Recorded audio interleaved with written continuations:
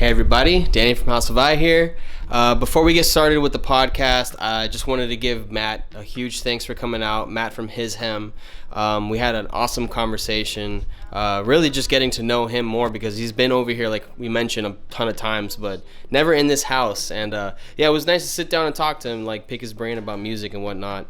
But yeah, so thank you for that. And he also performed for us, so you guys will be seeing that very soon on our channel. We do have these upcoming dates here. We are on tour. We're actually about to leave tomorrow for Valdosta. So yeah, if you guys are in the area and want to come see us perform live, you should come check that out. But regardless, please subscribe. Thank you for all the new subscribers. I hope you guys have enjoyed the other content that we have on this channel, including the podcast and the live performances. And the drum challenge should be coming up soon. I'm looking at Ellie right now. But yeah, thank you so much for subscribing. And please don't, if you haven't subscribed yet, don't forget to like, comment, all that fun stuff. And seriously, thank you so much for watching. Thank you for listening, all that good stuff. So peace, and hope to see you. Bye. Starting your dream addict, some pre-exist, some are born next second. Blame nativist, though it's nearly showing. Pleasurable twitch, I'm a Marathian, heavy and love lies, bleeding love. Otherwise, it's gonna sound like shit. What's up, Matt? What's going on, buddy? Hi, how's it going, you guys? All right, so I'm trying this for the first time, so let's see how it goes. Yeah, man, thank you for performing, dude. That was really cool. Appreciate it. Yeah, I like playing the harp. Yeah, I like you guys, and great space. And, it is. Thank you. It is funny how many times do you think you've been here but not inside this house? Oh, 9. In the past a few months. Yeah, a lot. Yeah. I've always walked past it and I see the practice room and I see like the stuff against the windows and I'm always like, what goes on? But yeah, this is very nice. This is the first time been inside this house. Oh, thank you, man. Gracias. Yeah, that's actually just a dungeon for the people that we hold there. We hold them hostage. Yeah. Hot. I'm down. All right. So, although I know a little bit about you, there's a lot of music questions that I don't know about you. So, the first thing I would like to know is, when did you start playing music? Oh, yeah. So like middle school, I started playing violin in 6th grade. And then did that until 8th grade, and then played briefly trombone, like band instruments, like bassoon and tenor sax was like my marching and like concert stuff. But I started playing guitar at like 14, and then harp at 21. Okay, so why did you decide to start playing guitar? Tegan and Sarah, you guys familiar? Yes. And I was a big old lesbian in high school, and yeah, I loved all that they did. And my mom had a guitar, so then I just kind of practiced on hers, and she was like, "I've never used this ever. Please have it." And so then yeah, I just like learned every Tegan and Sarah song, and then yeah, started making my own stuff. With a friend of mine at coffee shops, and it's acoustic teenage angst. That's where you would write songs at coffee shops? Yeah, we would be in the parking lot. Like, yeah, it was dumb. It was, but shout out Alexa, if you ever we'll see this. Yeah, we used to write in the parking lot, and then our cars, like, because we didn't really want to hang out at our houses, and so we would just hang out in like my Ford Taurus and nice write music. What teenager wants to be home? It's lame. Exactly. Yeah, when you can be annoying somewhere else. Yeah. That's funny. Did you grow up here? Yeah. I grew up I was born in Boston. Then we moved down here when I was 2, so I'm from here. And so Bloomingdale, Brandon area for most of my life. Okay. Yeah. Shit. I had a question because you said harp at 21. How old are you now, if you don't mind me asking? Just turned 30, fresh 30. Ew. Yeah. Me too. I'm gonna be 31. I'm gonna be 31. But yeah, I still feel like it's fresh. So Yeah. Well, that just happened. The Saturn returns, and then like you like feel everything, and Right. oh, that's nice. And How then, old are you? And then fucking Venus, right? Yeah. I'm 27. Oh, Yeah. Oh, I know I don't sweetie. look it, but yeah. Sweetie. the great. Yeah. No, 30's cool. I like 30. I mean, So far, so good, man. do you really feel different though? I made myself feel. I actually have a weird story. The night before I turned 30, I went camping, in Medard Park. It's like down in whatever, and I was like really into it, and I bought like White Claw and like hot dogs, and like I was just like, okay, I'm gonna like do this, and then so I wrote down some things on some paper and like put some hair in it, and then put it in the fire, like just weird like feeling it. Witchcraft. Yeah. Boils down to that, and Now and we're all then- cursed. yeah. Well, in the middle of the night, I woke up and I had sleep paralysis in the tent by myself, like Oh my weird God. shit. Really? Yeah. It's yeah. such an uncomfortable feeling. Yeah, and I felt like something was on, like a heavy cat was on my stomach, and Was it fluffy? Is that why it was? You say cat, or because of the Or just the name? weight. it was the weight. Yeah. I've never actually had a cat. I'm allergic to cats, but I took some stuff before I came here. Okay, good. Because you know about the cat. Yeah, Right. I did my research. And Do they own a cat? They do. Look at that. you guys are. Find that research. That's just I great. put it on your Wikipedia. Yeah, no, I just felt this like weight on my stomach, and I felt like there was like, I feel like there's lights and like a bunch of stuff going around, and then some people later were like, "Oh, it's a succubus." Like, don't worry about it. I'm like, yeah, I'm gonna worry about that. Yeah. 'Cause what the fuck? Yeah, it was yeah, good. 30's good. That was your experience. It was. That was my last night of being 29. Oh shit. So then, Well, okay. So then, were you going through a lot of stress or something at that time, or something? I mean, I just substitute taught, so like first grade. So yeah, I guess you could say some stress, but not like personal stress. No. And has that ever happened to you before? That kind of feeling, the paralysis, the sleep paralysis. Yeah, paralysis. I think like as a kid, I think as a kid, like a lot of people get it, where it's like you wake up and you just can't move or whatever. But this was the first time that, in a while that happened. But I ate a bunch of hot dogs, like White Claw, and I don't think that probably had a lot to do with it. Your body was like, spiritually. "You're not gonna get up. No, sleepy time now." Yeah. The weight on your stomach was just the hot dog. Yeah, it was, and you know, that's okay. It hasn't happened to me in a long time, but it used to happen to me a lot. Me too. Yeah. Yeah. Yeah, Like for a real. lot? Like a lot. Like multiple times a week. Easy. Like to the point where I used to like to sleep with a pillow on my head. I know it's weird. Yeah, I like it is. on my belly. I used to sleep with my head one way, and I used to have a pillow on my head, and I used to sleep like that. I had to stop doing that because it would happen so often. I'd feel like I'm dying. Wow. Like I couldn't breathe. Wow. I had to train myself. I'm like, you're fine. This just happened the other day. Just breathe. And then eventually I'd get up. But yeah, it was bad. Well, yeah. It was weird. And you too, you had it? Yeah, actually, for me, it happened a lot when I was going through a really hard time in my life, where I was having almost daily panic attacks. Wow. Yeah, it was it was every day. It was like almost for, I think, a few months. It was every waking moment was anxiety. Okay. And I didn't know what it was. I thought I was going crazy. So at that time, and I think you had just met me, right? Around that time? Yeah, I think so. Yeah, it was hard. Like, I stopped doing any, drinking or whatever, blah, blah, blah. At the time, I was just trying to stay clean and stuff. And I don't know if that added to it, just kind of like really changing my life, Yeah. Doing 180. I mean, I still try to do things, but it was the first time I ever felt anxiety, and I didn't know what it was, so it scared me.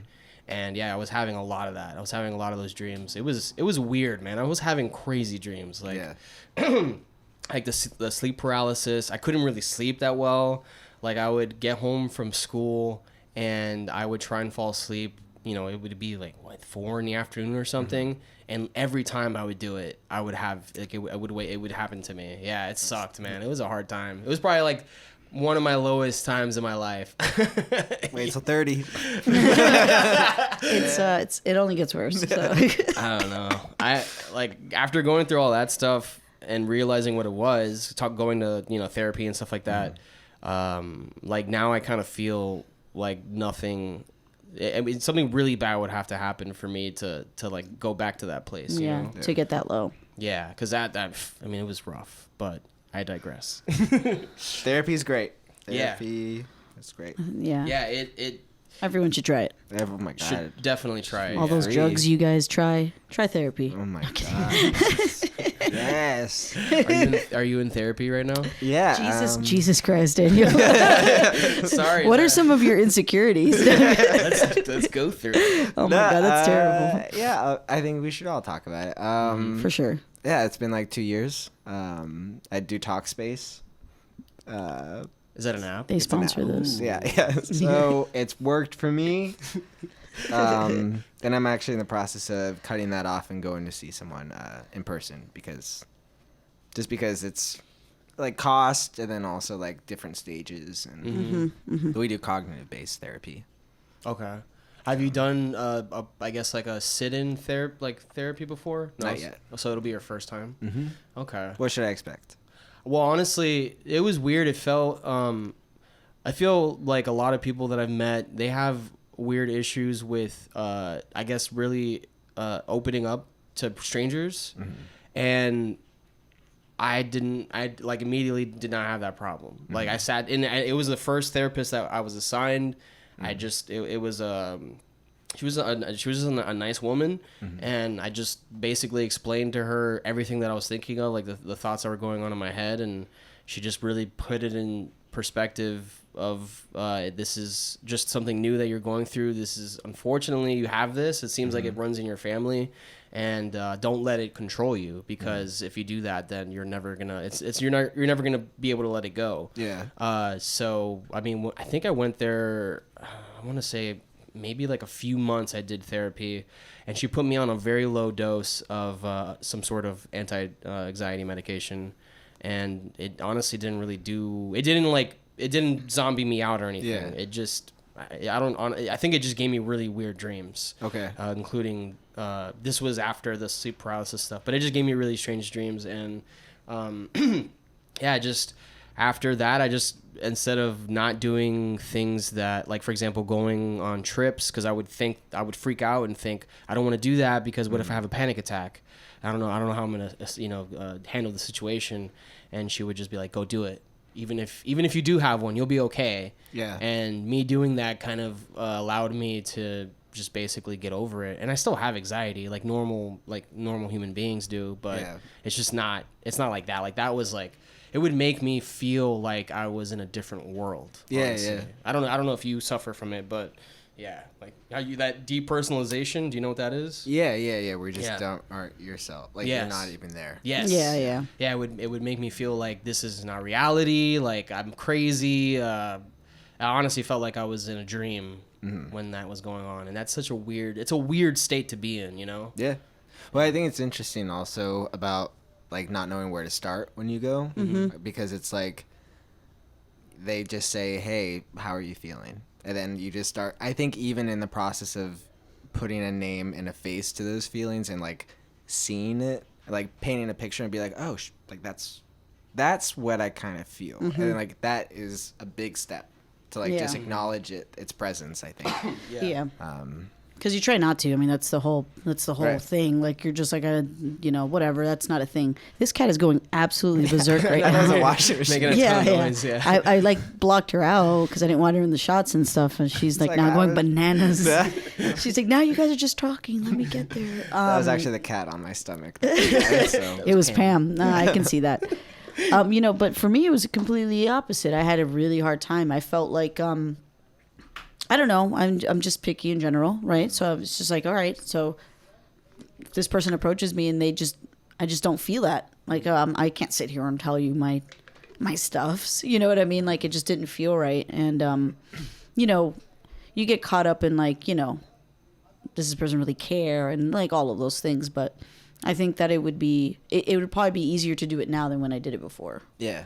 And it's probably just part maturity too, just being like, I'm here to do this, so like just do it, say all the things and stuff like that. But it's difficult. Do you think like you're a pretty open person in general with people in general? Yeah, I think yes and no. I think like you can kind of get a good read on someone, and I think extending the first hand in some way and being like, hey, like, because I think on many occasions I'm guarded and whatever, but then, extending that first thing and being like, oh, here's a little bit of vulnerability, and then they're like, oh, cool, and then that's a little bit more authentic than just being like, yeah, everything's cool.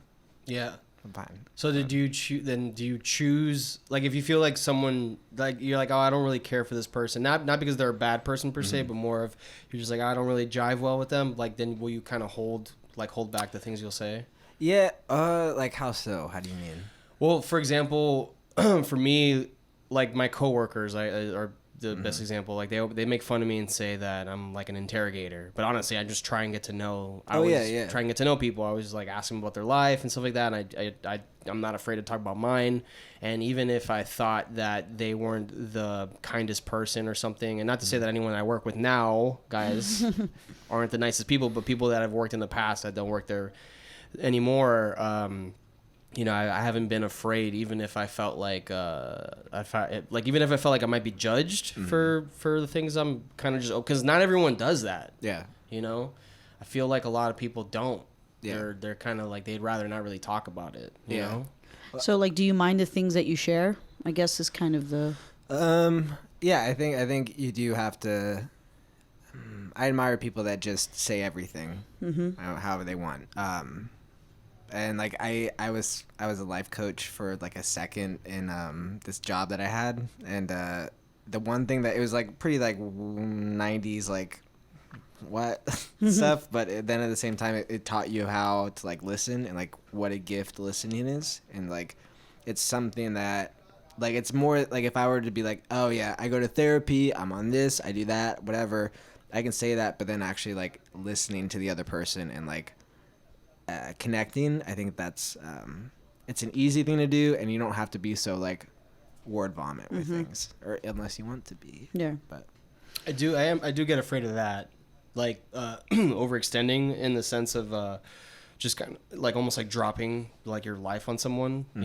That's actually happened where like the conversation kind of went in that direction, and I kind of just told them all about my life, and they were kind of like speechless, and I was like, oof, I probably should have not done that. Yeah, like read the room a bit, and if it's at like an Olive Garden with like a bunch of people, you're like, hey, so I'm actually dead right now. I'm inside. No. Yeah, I mean, if you do that, if you need to do that, do that.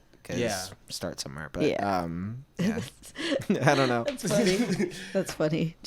I do think it has helped me like significantly. Like I know for a fact that if I don't express myself and at least like tell, like even you, like tell her, the things Say that I'm thinking something, about, like I know it starts to give me anxiety. Like it'll tear me up. Like even if it's something that I feel like is dumb. Yeah. Like I try not to be afraid of saying that. But anyway, okay. That conversation really got away from that was awesome. So I guess so what were some of your early influences besides Tegan and Sarah? Just Tegan and Sarah. Yeah. That's it. That's all I listened to. The first song I ever heard. When I was a kid, like first through like fourth grade, I was really into like Broadway musicals. Actually, specifically just Evita, like the 1996 Madonna and Antonio Banderas film. So it's not really Broadway, actually. It's just like soundtracky. And so I love that. And like also like pop music, like S Club 7, like S, whatever. I don't know what that is. Yeah, I don't. It's just bubblegum. And like my parents, they listen to like pop music too, so I just kind of listened to that. And then like middle school kind of went into like the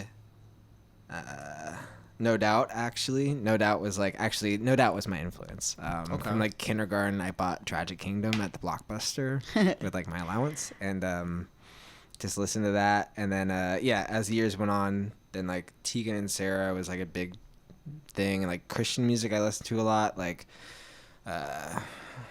Flyleaf, and but then also like praise and worship music a bit, and then I went to hell. No, yeah, but like I think like pop music's really something that I've always listened to, and like that type of stuff. And that's interesting because I find that your music is not poppy. No, Like I feel like you have a very unique voice. I love your voice, by the way. I think it's awesome. Thank you. And I don't know. I mean, honestly, I say all that in compliment, but yeah, I feel like you have a very unique sound, musically, vocally, all that stuff. The way you write too. Mm-hmm. You know, I wouldn't say it's like that typical like verse, chorus, verse kind of thing. I might be wrong though. You might. That's all it is. Actually, I think about it. I'm like, because another influence is like Joanna Newsom. Like, do you guys know Joanna Newsom?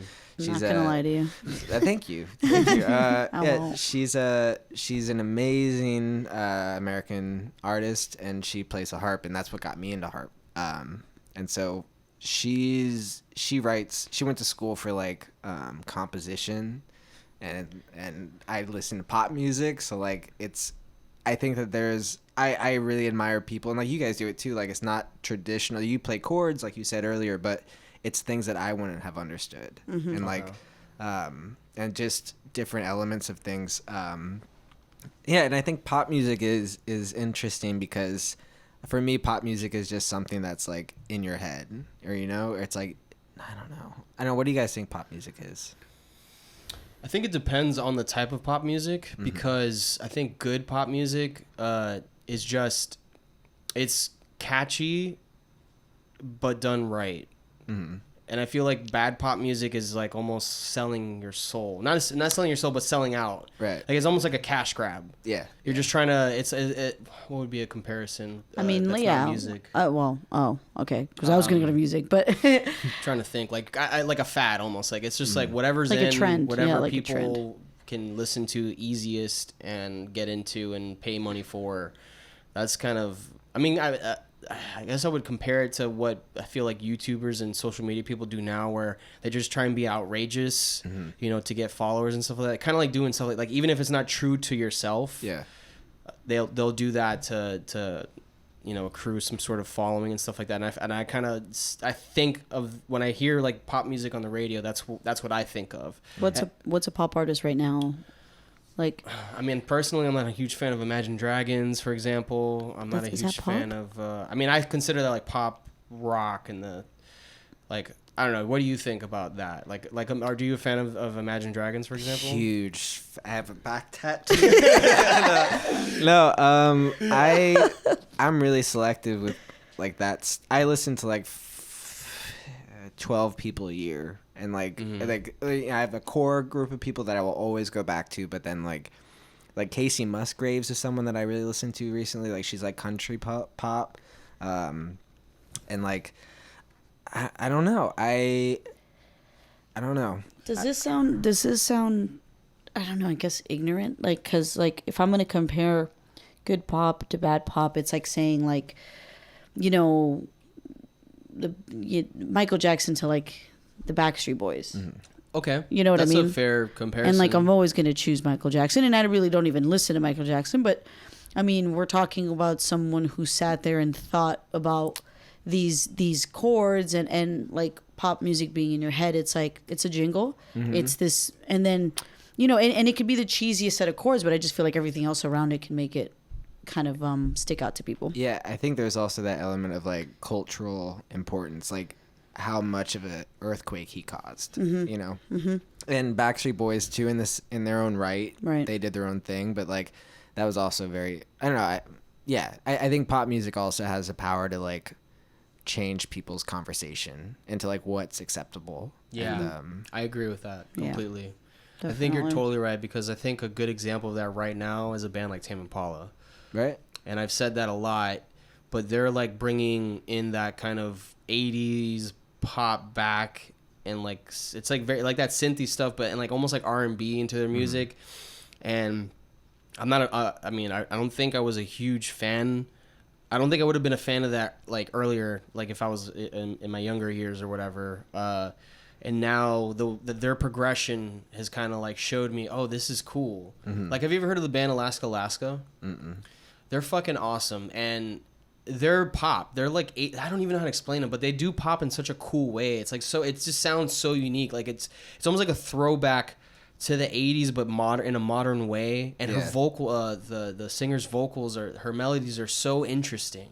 Like if you do pop in a way where it's still catching my attention, it doesn't sound like a formula or something. Yeah. I love that kind of stuff. Yeah. Like I'm super into that. Yeah. But if it sounds like someone else wrote the song for you and it's literally is like the same chord progression I've heard a million times, like that's just not interesting to me. Mm-hmm.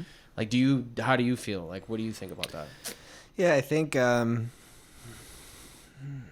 like going back to like the whole like shifting, like I think that there can be a lot of people like Beyonce, for example, like gets a lot of voices in her music, like a lot of writers and producers, and like the same with Michael Jackson. Like I don't think he single-handedly like did everything himself in his bedroom, but it's like that thing that happens, and then there's a following of people that kind of do the same thing, and they can do it their own, but it's definitely influenced. Or well, let me ask you this then. So I think those are actually really good examples. So Beyonce and Michael Jackson, do you think that they choose what they want to, let's say, sing on or even write on? Other and then in I guess in not reverse, but in not comparison, like the whatever, like another example where it would be the opposite, where like a label is kind of like forcing, like Justin Bieber, let's say, like his early stuff, where they're just kind of forcing a song on him, like you're gonna sing on top of this. Do you think that that's possible? Yeah. How possible? How so? Like for example, so do you think that Beyonce and Michael Jackson had that power, like where they can veto, like I don't want this, like I don't want to sing on this song, and it has to go this way. Maybe they're not writing it, but they're at least choosing what they want to like perform on. You know what I mean? I think like. Speaking, this is turning like Beyonce hive thing, but like I think specifically Beyonce, because she's like active. I think now she has the agency to be like, you know, not messing with that, or definitely fucking with this. And I think like earlier when they were doing like Destiny's Child, I think there was a lot more control from other people. I mean, there's also like the whole Illuminati aspect, but I think at the end of the day, she definitely has agency now to do that. I think that's probably what most pop artists are trying to get to. Right. And they'll do the whole like label thing where, okay, choose it for me for a little bit, but I'm banking and then I'm flipping it. Yeah. Like then I'm going to go do my own thing. I think that, is that something I would do? That's a whole separate conversation. But yeah, even like the only difference between like the super, super pop stars or like super rock star or whatever genre you're in versus like, people that are in the DIY scene, it can be, they're doing the same thing. I mean, you can argue things, but they're playing music and singing essentially. Right. It's just the amount of money. I don't know. I think I get what you're trying to say there. And the only thing I will say for us, for example, I feel like our music is not the most like it's not as I don't want to say good. Popular. Well, yeah, I mean, it's kind of. I object. But like, yeah, it's not as reachable as like I don't know, name some sort of right, like a Justin Bieber song. I mean, yeah. No, I don't. It's just not as reachable as and I'm not trying to say that it's better. Mm-hmm. It's just different in the sense of it's not. I don't know. And I don't know. Do you feel the same for your music, or do you feel like, oh, this should be something that people like? I think I operate ever since Kid Loki and Yanni. Like I played at a red light cafe like 2 years ago. That was like my first time with harp or whatever, and I remember going in and being like, okay, I'm going to do this and I don't care. Like I just want to put it out there and like do whatever. And I think that, I think that when you do something a little bit that's not, like stereotypical singer-songwriter, like with the guitar, like whatever, 4 chords, I think that, there's an element of like nervousness and not everyone will like it. But I think also at the same time, if you put something out there that's, I don't know, it's complicated because it's like, it's all subjective, right? yeah. It is subjective, but at the same time too, I think that there's certain music that is marketable to the masses, and then there's music that isn't. Yeah. There's music that you can probably get pretty popular with faster than something that in my opinion, that like what we do, where I think it's like a long haul. Oh my God, yeah, like just like I love my coworkers. None of them will watch this, but like this weekend with my coworkers, like everything they were playing was pretty rough. Like we're sitting there like, holy shit, man, like. And of course, it's a party, whatever. I'm not going to tell people to shut off their music. But we're just sitting there like, and so many people listen to that. So many people listen to that stuff. And you hear it on the streets, people just in their cars. And I'm sitting here like, if I saw a band play our music, it sounds conceited. I don't care. I would blow my own mind. I'd be like, oh my God, I love that. I worked I worked at an office and like we had a Bluetooth speaker and like people would always like take control of it. And I mean, like, I'm not like just say it. Yeah, it's just like just like it. I mean, Celine Dion didn't play as much as I wanted her to, but it was still like the things that people would be like, "Yep, I got control. I'm gonna put this on." It's like, what? Like I thought we were playing music. Like I thought it was like, hey, but I don't know. I think that it's like digestible, and I think that it's. I don't know. Yeah, it's weird when people like are like, "Yeah, I listen to great music." Beep, and then it's like, what is that? Yeah. Do you mind? What were they playing? Cupcake is this rap. Okay. She says terrible things, right? And I don't like. I genuinely don't know the artist because it's just not music that I listen to. But it was like hip hop. It was trap, and not that I don't like that stuff, but this. Oh, The Weeknd. They played The Weeknd. Which The Weeknd isn't bad. I would don't rather mind The Weeknd. they could have played The Weeknd probably a lot longer, and I probably would have been okay with that. It's just not. It's still too much not- of the same in my opinion. Like It's I still just not feel my like cup it of doesn't tea. change. Like I feel like if I've heard one Weeknd song, I've heard them all, and that's what I don't like. But Well, and I will say I do stand for Cupcake, and that's okay. and that's why we're different. That's why we're having the conversation. Absolutely. No, but yeah. Like it's. I think that's.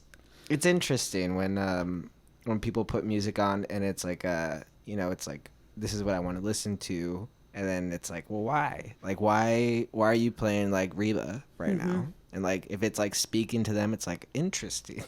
Like 2020, but cool. Yeah, like yeah. why? Yeah.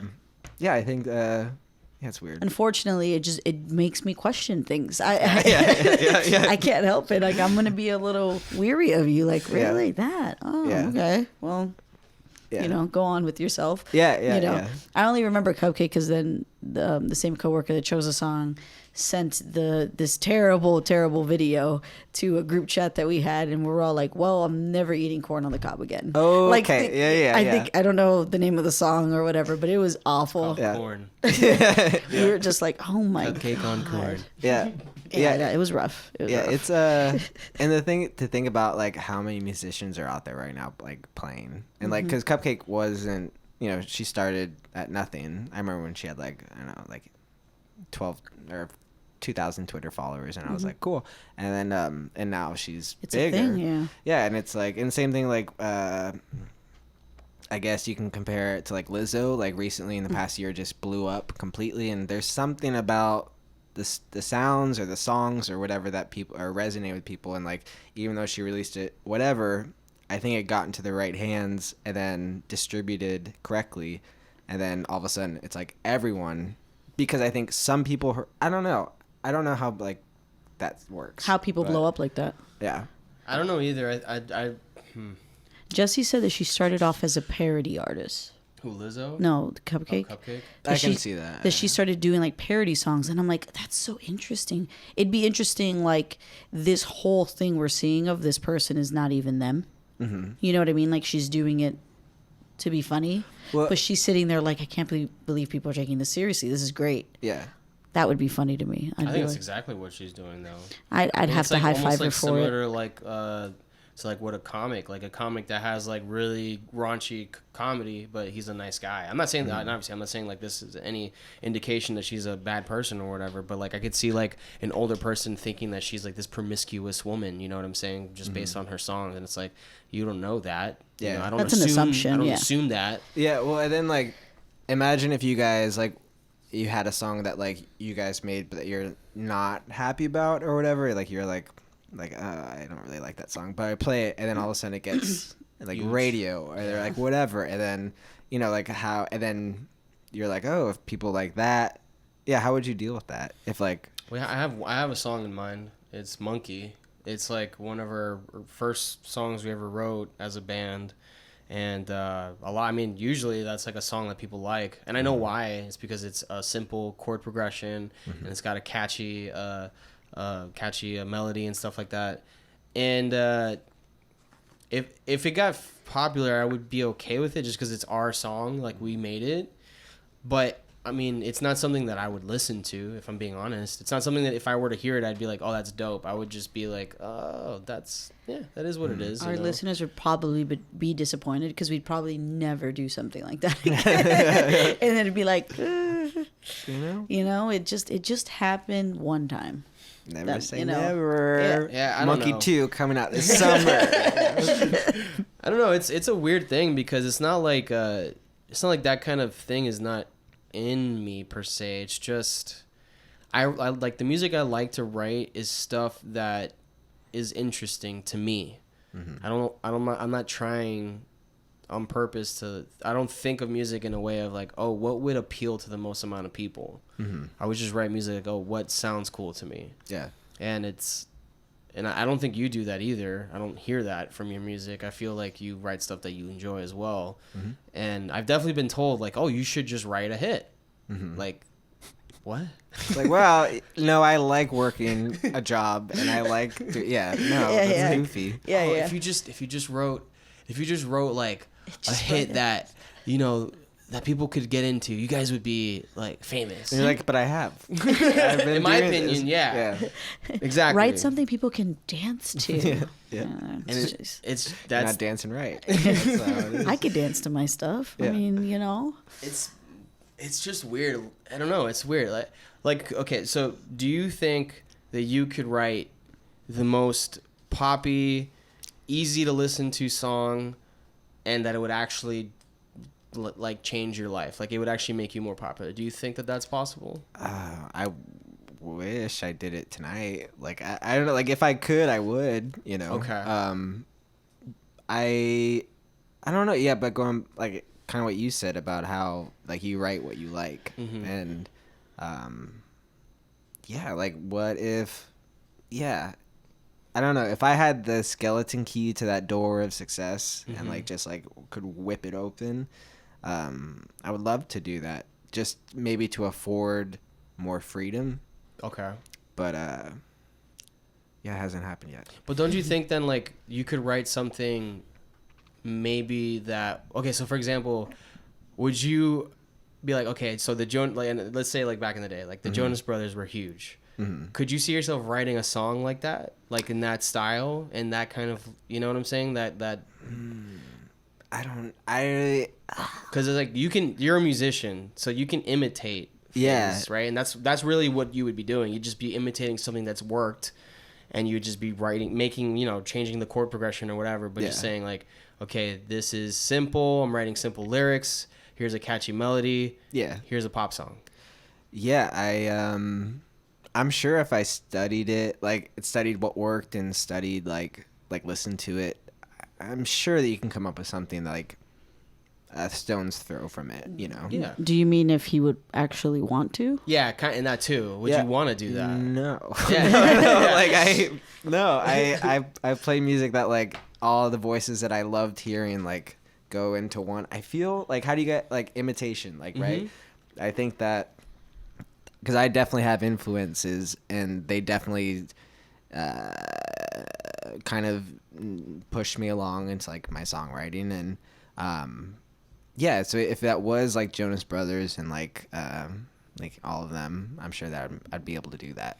That's the key. That's the key thing here, is that if I was writing that kind of music, but that's the thing. It's like, I feel like a lot of people do that. That's what I'm trying to say. Like, I don't think it comes like just from intuition, or Granted. this is exactly like I'm not saying that this is all the time, but I'm just saying, like, I'm sure. No, and granted, we're assuming, right? Exactly, but I'm saying, like, there's got to be artists out there that are just like, okay, I'm gonna make something that's a hit. You know what? I lived in Orlando, and there was a boy band that used to come in to my Starbucks, and they thought they are the shit because you're in a boy band. Automatically, you're the shit. And I remember listening to their stuff, and there was like just being astounded that, I mean, their parents were rich. Their dad was like a surgeon or something, like funding, letting them able. Meanwhile, like, I'm like waking up at 4:30 in the morning, like crying because I'm like, I can't go to the doctor, like all these like things. I'm going to school, and then but like these kids are like literally touring Mexico, Korea, all these places, like for no reason. Really, they're not. I mean, maybe they worked for it, but just. I think the money access really allowed them to do that. And I think it's the same for like pop music, because you look on YouTube, you can find a million people writing those catchy like singer-songwriter stuff or like pop bands. I but see exactly what you're saying. I think money and like who you know can really, you know, advance you. Yeah, for sure. Put you out in the spotlight. I think you know what, and I actually haven't thought about it like that. Because like, even if you tried, like, even if you did it on purpose, I'm gonna write the most catchy song ever. Like, that doesn't necessarily guarantee that you're gonna be anything. Right. You might just like go into the fucking pile of all the other people that are doing it too. I've never thought about it like that, I'll be honest. But then that to me that kind of like just like solidifies the point of doing what you love and doing what you're passionate about, because I feel like the chances of you gaining some sort of audience or following or whatever is more likely than if you were doing something that you don't actually enjoy. Oh, for sure. Yeah. You think about all those like sad musicians that were like not, I mean, like we keep going back to like pop music, like pop musicians, like some of the saddest people, like Britney, like Spears, like really tough life. Like, but at the same time, like international fame and celebrity. And rich, yeah. But like, at what expense? And yeah, I don't know. You end up just doing what you want to do. Is it worth it? Yeah. Like, for all of it, for all the fame, the money, all that stuff, is it really worth it? Like, are you happy still? Like, is she technically in a better position than we are? Yeah. You know, where, I mean, for me personally, like, I feel like I'm in a good place in my life, and it's like I'm enjoying what I'm doing. You know, so it's like, are we really on different levels here? Or I don't know. I'm the same as Britney Spears. I'm the same Britney. Just Britney, my house is a lot smaller. That's all. But this is actually a good way to tie this in. I mean, I think that everything we're saying, I think social media has made that worse. You know what I mean? Like being able to say that you're a musician and what you do is just kind of noise. You know, in your room, and you record it and then you post it, and because it gets X amount of views, like, you know, it's done. Or like, you know, SoundCloud too and stuff like that. So yeah, like I think being a musician, it has a lot of different definitions right now. Like I don't know, because there's people that like work 12,000 times harder than I do that to make music, and there's people that don't do anything to do music, and so I think that spectrum's pretty wide now, especially because of YouTube, especially because you can just put something on there, and if one person catches it and then passes it to the right whatever, it explodes. And then Justin Bieber, yeah, so that's how we ended up with him. Yeah, did he even have All right, going back.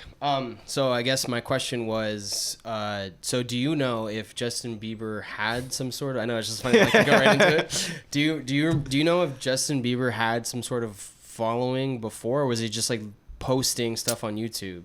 I don't know. All I know is that Usher ushered him in to a bunch of things. Wordplay. But I don't know. You hear about like, was it like Katie Tunstall? I listened to a podcast where she was talking about where she recorded one song off her first album. She buxed and like did all that, and then it wasn't until someone heard it and then kind of propelled it into this other direction. So like, yeah, I think Justin Bieber was picked up somehow on YouTube. But there's also like I'm sure there's other people that were picked up on YouTube. Mm-hmm. I'm not. I listen to my Cone. Yeah, yeah, to it. Yeah. Do you? So this is kind of not really going off of that, but I was gonna ask you: do you listen to local stuff at all? Yeah. Mostly like, I don't act. It's bad. I don't actively seek it out or whatever. But usually, if I see someone at a show that I play or a show that I go to, then I'll start listening to them, Bandcamping it up, and yeah, I think, yeah, that I wish that it was easier for that stuff to be accessible. Like on, I don't know, you can always type in like Tampa on Bandcamp and then see a bunch of bands and whatever. But I think really like seeing it live in person can really be like, oh, that had an impact on me, and I'm gonna go home and listen to it because I want to relive that and kind of feel that again. Yeah. Yeah, definitely. That's definitely how like so it'll either be me if I'm booking a show, trying to find bands, and then I'll listen to their stuff, and if I like it, I'm like, okay, I want to play with them. Or if I happen to just be put on a bill with a band and I see them and I'm like, oh, this is cool, then that's how. I mean, honestly, you are a great example of that, where I happen to be at a show where you're performing, and I was like, oh, this is fucking cool, you know. So it's like that, and that's dope. Like I listen to a lot more local music now than ever, and it's just I think we have a pretty neat scene, in my opinion. I don't know what your opinion is on it, but yeah, I think that there's a lot of stuff in Tampa and St. Pete and Florida too. I think Florida is a really often overlooked thing. Yeah, because I think like it's like like playing shows, like even open mics is like a microcosm of YouTube. Like once if someone's at that open mic and they hear you play like that 10-minute set, 15-minute set, then they're like, wait, do you want to play this one show? And it's like, it kind of bubbles from there. Yeah. Do you so when did you start either performing in the scene or start like attending shows? Yeah, it's like 2 years ago, I think. Really? So like really like RLC was kind of like the beginning of that stuff. Yeah, for sure. Wow. That was like, I think I reached out. I saw something on it and I was like, I'm going to give it a shot. And then Laura was like, come and play it again. And then I played it again, and then that led to like other things, and then that's actually how I met Ricky Steese, actually. Was RLC, and then Emily Pearson. No, not Emily Pearson. Turnage, yeah. Her name's Emile's person, so I'm all in here. She, in the other band, she was like gonna be playing with me because I played her RLC show, and then they got me to play another show, and then it's all, I think, immersion, just That's like crazy. language. So do you feel like it's kind of strange that you've been like living in the area for such a long time and not really like knowing that there was like a scene happening around you? Yeah. I didn't. Yeah, I was also like going back to the therapy thing, like depressed, and like I lived in Orlando for school for a bit, and then I moved to New Orleans, and then I came back to Tampa and kind of laid low. Wasn't really doing anything, and then once I started playing out, that's when I started meeting new friends and hearing new music, and then yeah. What made you want to start performing in front of people?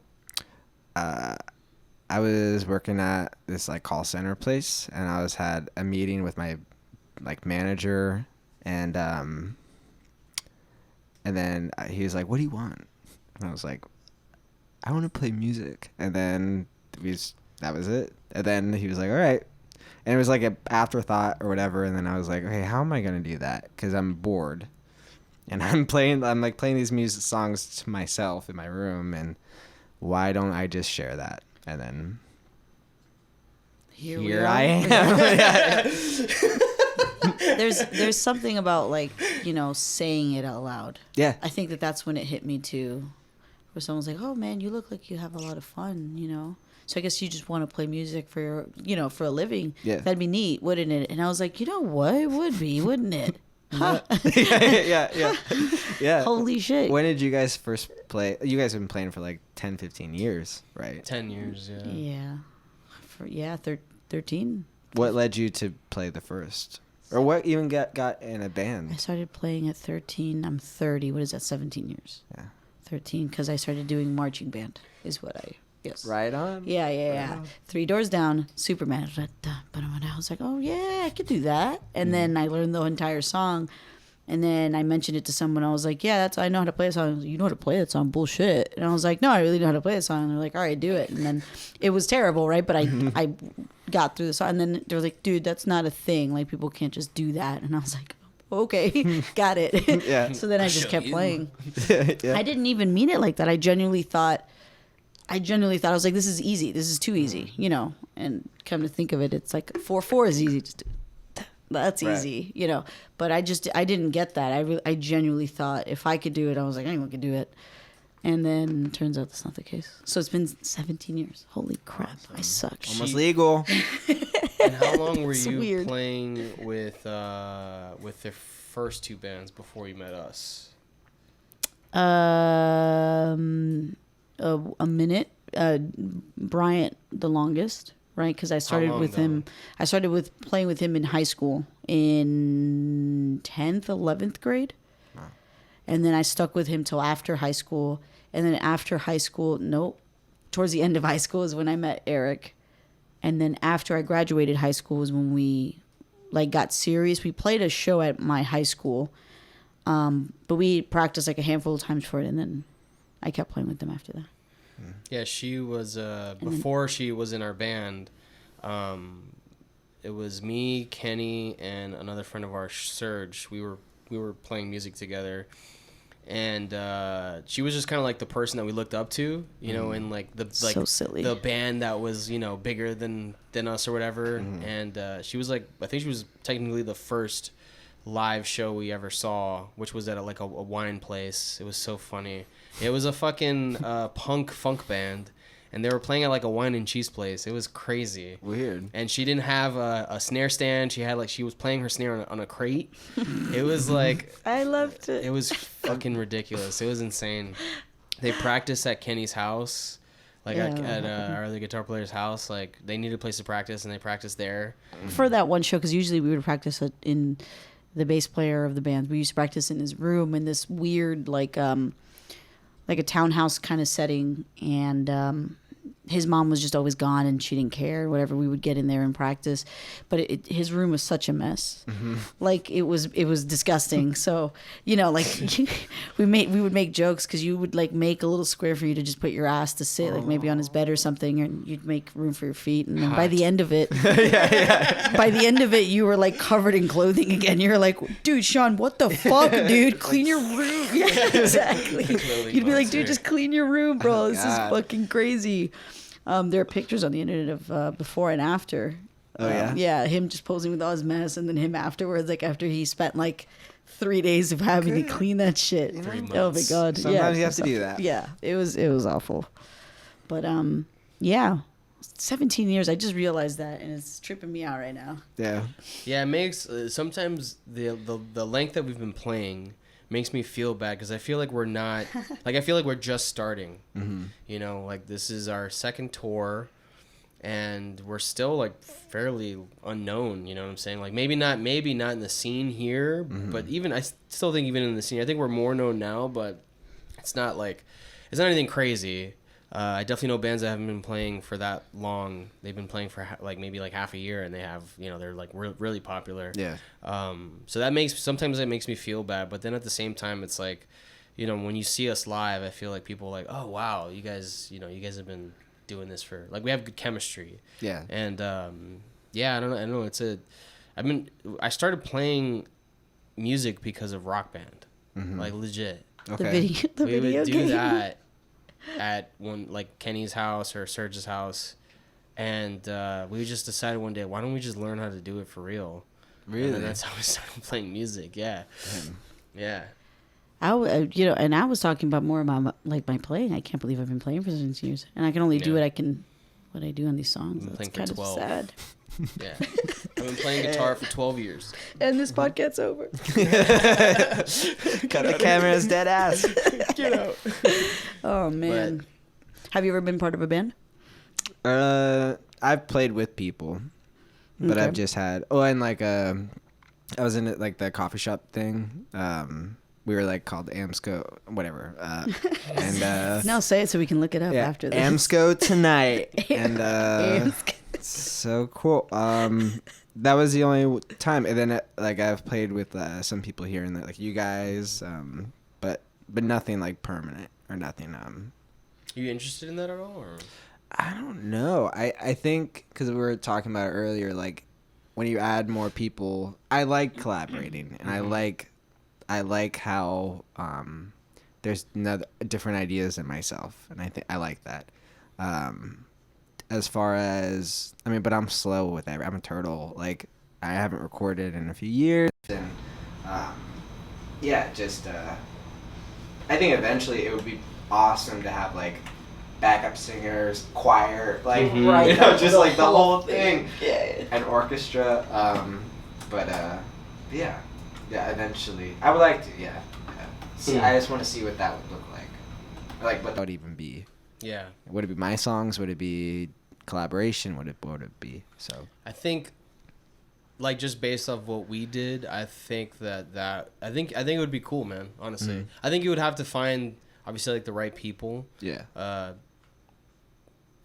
I mean, Emily is like a perfect candidate in my opinion. You guys are friends. She's great. I think it honestly for you would be someone. It would be someone that you already know. Yeah. You know? Yeah. Someone that you're friends with, that you get along with, because otherwise, it's a weird thing. Like for the longest time, I'd never played with anyone. Like the person that got me out of that was Jordan. Like meeting Jordan, he got me into the mindset of, having people help you or playing with other people and stuff like that.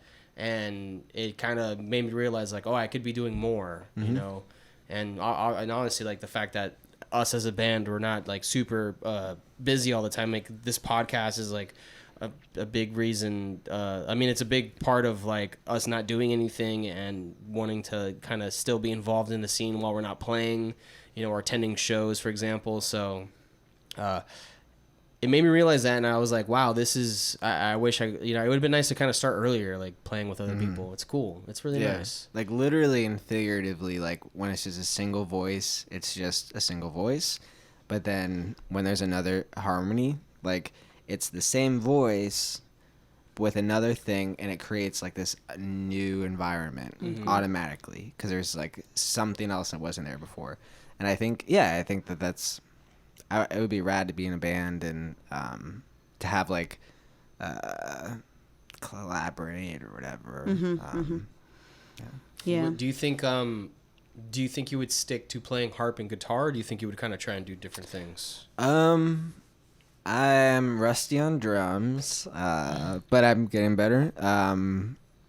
I think for the moment, I really like playing the harp, and I That band would automatically be like so much cooler. Yeah, with a harp. Yeah, totally. It is cool. It'd be like, oh, Metal drums, harps are oh, cool. guitar, oh, there's a fucking harp, bro. Holy shit. Well, that's funny. Yeah, because like it's like I'll like whenever I play, like when I take the harp out of the sleeve, it's like people are like, oh my god. And I'm like, it's an instrument, but like no one sees it, and like Ever. it's that's why I don't know. Plus, there's something with it like against your body, and like it's I don't know. You like there's like sound and like it's like very. I think the way that you play it too, because I think people associate the harp with like certain genres of music, even like certain, like, Enya. I'm like, yeah. But the way that you play it, it's very like, oh, like I can actually get into that. You know what I mean? Yeah. And then your voice too and stuff. So Rock on. Yeah, it's Yeah, a yeah. cool combo. Like Definitely. and especially the way that you use like effects with it. Like that's interesting. Mm-hmm. Like and like the looping and all that stuff is cool. But like the effects that you have, I was like, it just makes it sound like a different instrument almost. you Yeah, know? yeah. Well, someone was like talking about like, oh, like you should do like distortion and like make it metal, and I was like, well, I did, and it's subtle, but it was there. yeah. I think when you add like you can play it just regularly, and then add reverb, and then it becomes like an angel, and then add delay, and then it becomes like this like weird trippy chorus. Yeah. Is So that what that was? It was just delay that you were using? it was? That was chorus, and yeah, just chorus actually on that. Yeah, that sounded really neat. Yeah. I thought you were using a pitch shift. I'm not even gonna lie. Oh, true. That's what it sounded like to me. Yeah. Sure. Yeah, I did. Totally. Get a picture. Got it. I guess like well, yeah, I was thinking this like was it like a really difficult instrument to learn how to play? I don't know. Everything's like, I think when you're interested in something, you kind of get this curiosity with it, and then you just like I didn't have any teachers. I just like would sit down and just play it, and then you just kind of get the feel of it. Once you understand the basics of like what is what, then it just becomes just becomes another instrument, and yeah, it's just like guitar. You know, when people you hand someone a guitar and like who just never played, and it's like blah blah, they always do like that. Yeah. That's what I would do. I'd be like, yeah. yeah. Well, then you do that for a few months, and then you like gradually start getting control of your hands and muscle memory. And But cool. So is it similar in the guitar where you can pretty much play all 12 notes and play like all 12 chords and stuff? You know, like yeah. You know what I'm saying? Like because some instruments are kind of stuck in like a key.